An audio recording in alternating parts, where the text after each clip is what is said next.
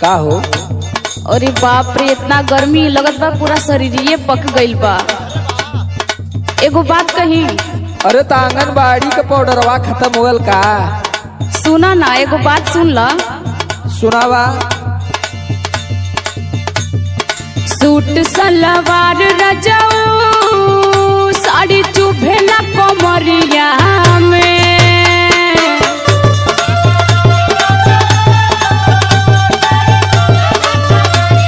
सुना तानी ना? हाँ सुनत है।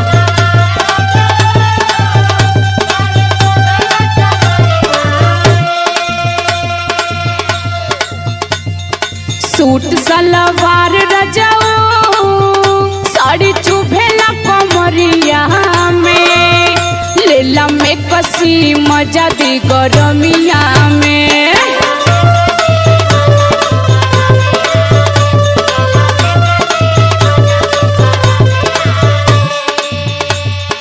अब तक खर्चा बढ़ेगी।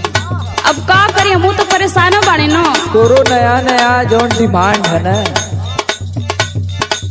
ये हमके पूरा रिमांड पे ले ले। मैं कसी पहिरी दिल में मोरे आगिया लगई भूखा।